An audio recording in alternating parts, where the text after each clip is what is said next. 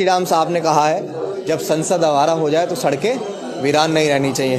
तो सड़कों को वीरान नहीं, सड़कों को भरने की तैयारी चल रही है। जो सरकार अत्याचार कर रही है, जो सरकार डेमोक्रेसी को ख़त्म कर रही है, उस सरकार के विरोध में हम लोग मुखरता से जो भी बुलाता है उसके पक्ष में खड़े हो जाते हैं, क्योंकि हम लोग समानतावादी और हम लोग अम्बेडकरवादी, हम लोग संविधानवादी हैं। और इस देश में, मुल्क में जो भी प्रेम प्यार भाईचारे को बढ़ाएगा, हम लोग उसके साथ खड़े हैं। डॉक्टर अम्बेडकर की जन्मस्थली से हमने एक संकल्प की शुरुआत की थी, जिसका नाम था बहुजन जागो मार्च, और उद्देश्य बहुजन नेताओं साथ में आओ।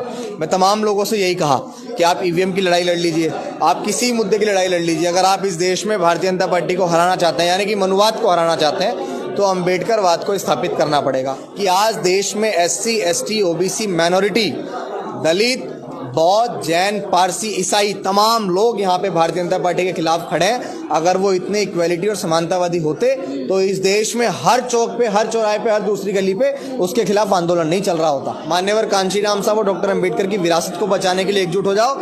ये भारतीय जनता पार्टी और कांग्रेस, इनकी नींदें उड़ जाएंगे, दिखेंगे भी नहीं कहाँ है संसद में। देश में ईवीएम जिम्मेदार है बेरोजगार युवाओं की। इस देश में ईवीएम जिम्मेदार है बढ़ती महंगाई की। इस देश में ईवीएम जिम्मेदार है शोषण, अत्याचार की। और इस देश में ईवीएम जिम्मेदार है।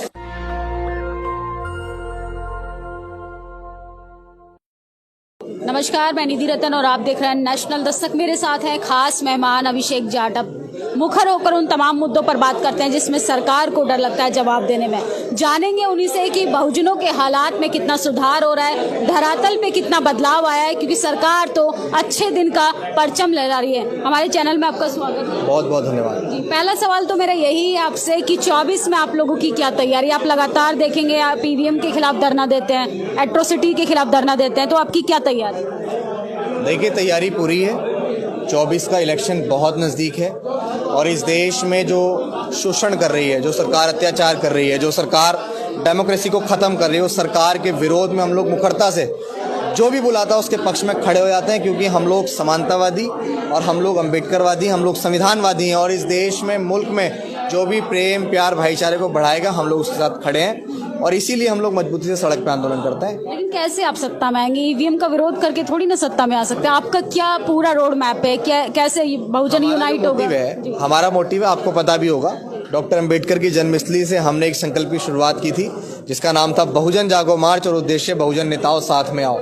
मैं तमाम लोगों से यही कहा कि आप ईवीएम की लड़ाई लड़ लीजिए, आप किसी मुद्दे की लड़ाई लड़ लीजिए। अगर आप इस देश में भारतीय जनता पार्टी को हराना चाहते हैं, यानी कि मनुवाद को हराना चाहते हैं, तो अम्बेडकरवाद को स्थापित करना पड़ेगा। और अगर आपको अम्बेडकरवाद को स्थापित करना है, तो जितने भी बहुजन नेता हैं, बहुजन वो जो इस देश के संविधान में अपनी पूर्ण आस्था रखते हैं, जो मानवतावादी सोच वाले लोग हैं, जो लोग जातिवादी व्यवस्था के खिलाफ है, वो तमाम लोग बहुजन हैं। और जब तक बहुजन की लीडरशिप को एकजुट नहीं किया जाता, जब तक हम लोग सफल नहीं होंगे। और हम लोग लगातार प्रयास करते हैं और बहुत जल्द हम बहुत बड़ा वो काम करने वाले हैं, शायद बहुजन राजनीति के इतिहास में तो आज तक किसी ने नहीं किया होगा। आप मानवता की बात कर रहे हैं, आप इक्वालिटी की बात कर रहे हैं, वो तो बीजेपी भी कर रही है। आज देखो रविदास जयंती है, उसकी सबको, पूरे देशवासियों को शुभकामनाएं भी दे रही है। बीजेपी की इक्वालिटी, बीजेपी की समानता को हम बहुत अच्छे से जानते हैं और इसीलिए समाज को समझा रहे हैं। और आज देख भी रहे होंगे इस हॉल के अंदर आप कि आज देश में SC, ST, OBC, माइनॉरिटी, दलित, बौद्ध, जैन, पारसी, ईसाई तमाम लोग यहाँ पे भारतीय जनता पार्टी के खिलाफ खड़े हैं। अगर वो इतने इक्वेलिटी और समानतावादी होते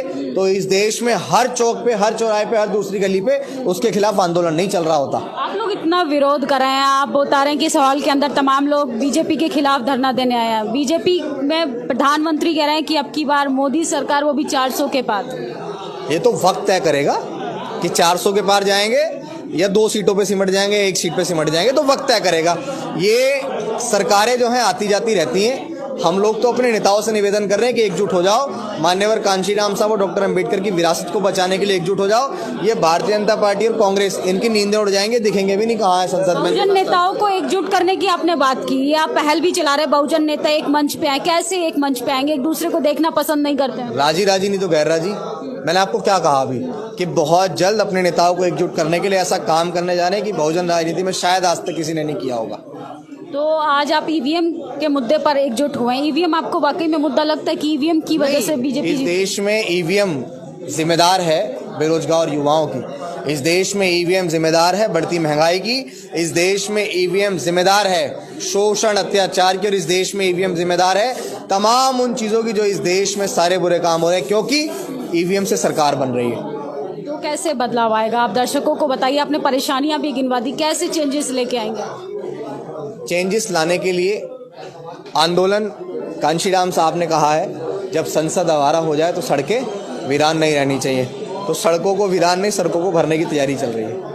तो ये थे अभिषेक जाटव। सड़कों को भरने की तैयारी चल रही है, संसद में बैठे लोग आवारा हो चुके हैं। हमारी बातचीत पे आपकी क्या प्रतिक्रिया, कमेंट बॉक्स में जरूर बताएं। कैमरा पर्सन ब्यूटी के साथ मैं निधि, इस्लामिक सेंटर दिल्ली।